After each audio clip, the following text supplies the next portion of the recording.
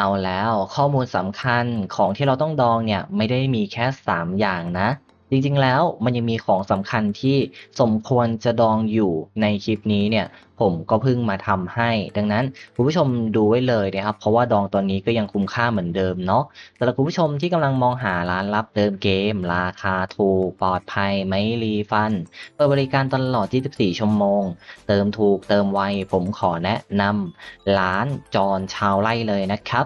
ในวันนี้เนี่ยเราก็มีของสิ่งหนึ่งเนี่ยที่เราเนี่ยเพิ่งมาบอกนะครับอันนี้ต้องขออภัยจริงๆอะผมคิดว่ามันไม่สำคัญแต่ว่าพอผมได้ลองปลดดูสักอันหนึ่งแล้วเนี่ยผมเลยต้องเปลี่ยนความคิดใหม่ว่าของสิ่งเนี้ยมันต้องดองเหมือนกันว่ะถ้าดองแล้วทำได้คุ้มกว่านั่นก็คือในส่วนของเจ้าตัว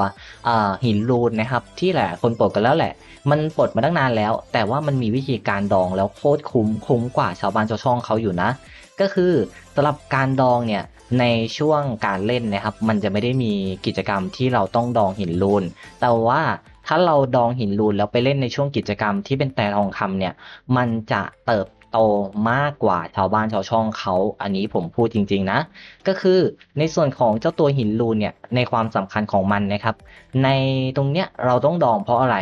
ดองนะครับในส่วนของเจ้าแต้มตัวนี้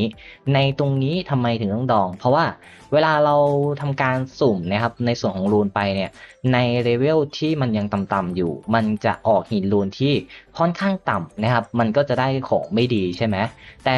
ทั้งที่เนี้ยถ้าเราอยากให้มันคุ้มๆคือเราก็อยากจะสุ่มไปเลยแต่ว่าในตรงเนี้ยมันมีการเขียนเอาว่าช่องหินรูนรวมเนี่ยจะต้องอยู่ที่35ช่องมันถึงจะสามารถปลดเลเวลต่อไปได้แล้วไอ้วิธีการปลดอ่ะ มันต้องพึ่งพาอีเวนต์นะครับเพราะเราต้องเล่นอีเวนต์แปรทองคำใช่ไหม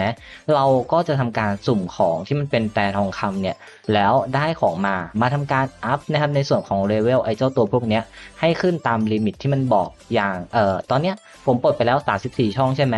แล้วในช่องต่อไปเรื่อยๆมันก็จะมีบอกว่าอย่างเจ้าตัวอาวุธเทพทันเดอร์ซูเนี่ยมันปลดถึงเลเวล2ปุ๊บ ปลดช่องหินรูนอีก1ก็จะกลายเป็น35พอกลายเป็น35ปุ๊บผมก็ทำการมาอัพนะครับเลเวลตรงนี้ให้มันขึ้นต่อไปในการขึ้นต่อไปทุกๆระดับเนี่ยมันจะมีของอัตราการดรอปที่ดีกว่าเดิมแล้วเลเวลเริ่มต้นเนี่ยมันจะอยู่ที่เลเวลนะครับ21นะหินรูนขั้น8มีโอกาสที่จะดรอปนะครับซึ่งหินรูนขั้น8เป็นอะไรที่หายากมากๆแล้วเราต้องใช้เยอะมากๆดังนั้น ในตรงนี้ถ้าเราทำเลเวลไปได้ยิ่งสูงเท่าไหร่อัตราการที่จะได้รับรูนขั้น8เนี่ยเป็นอะไรที่แบบโคตรคุ้มเลยจริงๆนะคุณผู้ชมนี่แหละนะครับเราถึงต้องดองแต้มเอามาเล่นเฉพาะช่วงกิจกรรมอีเวนต์แต่ทองคำเหมือนกันเพราะว่าเดี๋ยวจะให้ดูนะครับในส่วนของความคุ้มค่าว่าระหว่างที่เราไม่ดองกับการดองอันไหนมันคุ้มกว่ากันเนาะสมมุตินะว่าตัวฮีรูนเนี่ยในขั้น R อะไรแบบเนี้ย มันก็ได้เหมือนกันไม่ใช่หรอพี่ คือเราก็สามารถที่จะเอามาอัพขั้นได้เรื่อยๆเหมือนกันไม่ใช่หรอ คือในการอัพขั้นมันอัพได้นะขั้น R4 อะไรแบบนี้นะครับ R5 R6 เนี่ยมันอัพโดยที่ไม่ต้องเสียอะไรมากใช่ไหมแต่ R6 เนี่ยต้องเสียแล้วนะคือจะให้นับรวมแค่เฉพาะ N3 N4 นะครับ R5 ไอเฉพาะขั้นพวกเนี้ยมันอัพได้โดยที่เราไม่ต้องเสียอะไรและทำแบบง่ายๆถ้ามันออกให้เราทำก็ทำได้เลยแต่ระดับ6 7 8ขึ้นไปแล้วมันจะต่างกันสุดขั้วเลยที่เราทำไม่ได้ต้องพึ่งพาจากการดรอปส่วนเนี้ยส่วนเดียวเป็นส่วนใหญ่เลยนั่นเองนะครับก็เพราะว่าในส่วนของตัวหินรูนเนี่ยที่มันเป็นตัวระดับขั้นที่6ขึ้นไปนะครับเวลาเราอยากจะตีให้มันเป็นขั้นที่7ใช่ไหมมันจะต้องใช้ตัวของรูนเลเวล6เนี่ยทั้งหมด2ชิ้นแล้วต้องใช้ในส่วนของม้วนรูนขั้นต้นเนี่ย เพื่อเอามาตีนะครับให้กลายเป็นขั้น7อะไรประมาณเนี้ยแต่ตีไปแล้วมันไม่ใช่ว่ามันจะกลายเป็นขั้น7ได้เลยมันต้องลุ้นอัตราการกลายร่างถ้า25%มันติดเราได้เป็นขั้น7นะครับเหมือนก้าวไปอีกขั้นหนึ่งแต่ถ้าตีไปแล้ว25%มันไม่ติดมันก็จะอยู่ที่ขั้นเดิมไม่ไปไหนนะครับเปอร์เซ็นต์ไม่เพิ่มขึ้นดังนั้นนะครับนี่แหละความยากเลยนี่ขนาดแค่รูนขั้น6นะแล้วถ้าเป็นรูนขั้น7ล่ะ ความยากนั้นมากโผเข้าไปใหญ่เลยเพราะรูนขั้น7เนี่ยมันก็หายากใช่ไหมอย่างของผมเองเนี่ยมีรูนขั้น7อันหนึ่งนะครับถ้าผมจะตีรูนขั้น7เนี่ยมันจะต้องใช้เจ้าตัวรูนขั้น7เนี่ย2ชิ้นนะครับเพื่อที่จะตีไปขั้น8ได้แล้วมันต้องใช้ม้วนคัมภีร์ที่เราเนี่ยอาจจะต้องไปซื้อจากร้านค้าเพราะยังไม่มีการดรอปถ้าเราทำเลเวลได้ต่ำใช่ไหมเนี่ยเห็นไหมว่า มันตีไปแล้วมันก็ไม่ได้จะเป็นขั้น8เหมือนเดิมลุ้นเอาว่า 25% นั้นมันจะติดหรือไม่ซึ่งถ้ามันไม่ติดเนี่ยมันไม่คืนของนะมันหายไปเลยดังนั้นรูนขั้น8ทำไม่ง่ายเลยนะครับไม่ใช่ว่าตีไปแล้วมันจะไม่ติดอย่างเดียวนะคือของก็หายากไอ้ของที่ตีนั่นดันหายากยิ่งกว่าเนี่ยมันก็ดันหายไปด้วยถ้าเราตีไม่ติดแล้วเปอร์เซ็นต์ในการติดค่อนข้างต่ำเลยเห็นไหมยากปะจะทำขั้น8คือยากไปใหญ่เลยนะแล้วทีเนี้ยไอ้พวกรูนไอ้เจ้าพวกเนี้ย มันเป็นอะไรที่ยากเข้าไปใหญ่อีกนะครับเพราะว่าเอาจริงๆเราควรจะเอาไปใช้กับขั้น8เลยในการตีนะครับเพราะว่าขั้น8ไม่ได้ไปขั้น9หรอกแต่มันจะมีออปชันนะครับสำหรับตัวหินรูนที่เป็นขั้น8อยู่แล้วเนี่ยก็จะเป็นออปชันที่มาแตกต่างกันอย่างเช่นบางอันที่เราบอกมาจะไม่มีพวกนี้ใช่ไหมแต่บางอันที่ออกมามันจะมีออฟเสริมนะครับก็บวก 0.1 อะไรแบบเนี้ยนะครับถ้าเป็นสีเขียวสีฟ้าบวก 0.3สีม่วงบวก 0.5 นะครับแล้วมันก็จะสามารถตีข้ามสเต็ปไปได้อีกนะครับมันก็ใช้เจ้าตัวม้วนคัมภีร์ที่แตกต่างกันใช่ไหมถ้าอย่างรูนขั้น8ผมคิดว่าน่าจะต้องใช้แล้วไอ้ตู้พวกเนี้ยเวลาเราจะสุ่มให้คุ้มอ่ะเราต้องทำให้เลเวลไปไกลๆก่อนทำไมรู้ไหมเพราะว่าถ้าเราทำเลเวลไปได้ไกลๆแล้วเนี่ยมันจะมีอัตราการดรอปม้วนรูนขั้นต้นอะไรแบบนี้แล้วถ้ายิ่งไปไกลเรื่อยๆนะครับมันก็จะมีการดรอปเลยว่าม้วนรูนขั้นกลางอะไรแบบเนี้ยเนี่ยเห็นไหม นี่นะครับมันก็จะเป็นแบบนี้นี่แหละม้วนรูนต่อไปนะครับเรื่อยๆมันจะมีเสริมให้เราตลอดนะเนี่ยขั้นสูงตีหา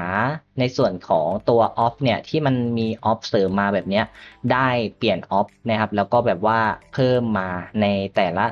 0.5 ก็อาจจะเพิ่มไป1ไป2อะไรแบบนี้นั่นเองนะคุณผู้ชมดังนั้นนะครับยิ่งทำไกลเท่าไหร่ยิ่งดีคือบอกเลยว่าผมเองก็ไม่ได้แนะนำแต่ต้นๆจริงๆจริงๆมันต้องดองเนี่ยอย่างกิจกรรมแต่ทองคำจะมาปุ๊บใช่ไหม เราก็ไปทำการสุ่มก่อนเลยนะครับในส่วนของการอัญเชิญแต่ทองคำนะครับไปเลยอัญเชิญล่าสมบัตินะหลังจากเราอัญเชิญได้แล้วเราก็มาทำการไล่อัพสเต็ปพวกนี้ได้เลยไล่อัพนะครับขึ้นให้เป็นเลเวลพอเราไล่อัพได้แล้วเนี่ยให้คุณผู้ชมมาดูว่ามันปลดช่องหินรูนตอนเลเวลเท่าไหร่ยังไงบ้างก็พยายามปลดช่องเลเวลพอเราปลดได้ปุ๊บเนี่ยมันก็จะปลดช่องลิมิตตรงนี้ให้เราเนี่ยได้ไปเลเวลไกลๆนั่นเองนะครับเดี๋ยวผมเองก็จะมาระเบิดในรอบหน้าเพราะว่าในส่วนของรูนขั้น8ผมเนี่ยมันจะออกแล้วนะครับก็คือเลเวล21เนี่ยผมมีโอกาสที่จะได้รูนขั้น8แล้วใช่ไหมและทีเนี้ยผมคิดว่าผมน่าจะทำได้อีกประมาณสัก25โอกาสที่จะได้รูนขั้น8มันค่อนข้างสูงแล้วในช่วงเบื้องต้นเราหาขั้น8เนี่ยใส่ให้ครบทั้งตัวก่อนนั่นเองนะครับอันนี้คือแบบดีมากนะคือมันนำเลยอะในส่วนของรูนเดี๋ยวนำชาวบ้านชาวช่องได้เลยถ้าใครที่แบบดองไว้เยอะๆซึ่งผมก็ดองเป็นเดือนเหมือนกันนั้นเนี่ยทำไมผมไม่มาบอกตั้งแต่ทีแรกอะผมเพิ่งมาบอกแต่ไม่เป็นไรนะถือว่าช่วงนี้ยังไม่ได้นานเกินไปนะครับคุณผู้ชมก็สามารถทำได้พอหลังจบกิจแตรทองคำปุ๊บให้ตัดระบบนี้ทิ้งไม่ต้องพยายามเข้ามาสุ่มนะครับทิ้งไว้เลยรอกิจแตรวนมาอีกทีนึงแล้วเราค่อยมาทำการสุ่มอันนี้ก็จะเป็นสิ่งที่ผมแนะนำเลยเพราะว่าผมสำรวจละ อย่างอื่นที่ต้องดองมีอีกหรือเปล่าเนี่ยมันไม่มีแล้วนะครับมีไอ้ระบบตัวเนี้ยที่ผมคิดว่ามันไม่จำเป็นไงในตอนแรกๆแต่ว่าพอได้มาดูในส่วนของระบบแล้วว่าว่ะเราอัพไปขั้น6ขั้น7มันก็ยากนะแล้วยิ่งขั้น7อัพไปขั้น8ถ้าโอกาส25%ไม่ติดเราสูญเสียอีกคือแบบมันไม่ง่ายเลยจริงๆดังนั้นเราต้องพึ่งพาจากการโอกาสดรอปอย่างเดียวเลยดีกว่านะครับแล้วก็รอหินรูนที่มันเป็นม้วนคัมภีร์อะไรแบบเนี้ย เอามารีหาออฟอะไรประมาณนั้นเองเนาะก็นี่นะครับสำหรับสิ่งที่ผมจะมาบอกเลยเดี๋ยวผมจะทำให้ดูนะมันก้าวกระโดดจริงๆเด้อคือถ้าในส่วนของกิจกรรมแต่ทองคำมาปุ๊บผมเนี่ยจะทำการทำทุกอย่างก่อนเลยแล้วก็จะมาลองสุ่มในส่วนของตัวม้วนหินรูนที่ผมดองไว้เนี่ยว่าในที่ผมดองไว้ทั้งหมดสุ่มไปแล้วมันจะมีโอกาสออกแปดเยอะอะไรยังไงบ้างเดี๋ยวให้คุณผู้ชมได้ดูเลยเนาะ ก็สำหรับคลิปนี้นะครับมันก็คงไม่มีอะไรไปมากกว่านี้แล้วก็คงจะต้องขอตัวลาคุณผู้ชมไปก่อนแล้วเนาะสวัสดีครับ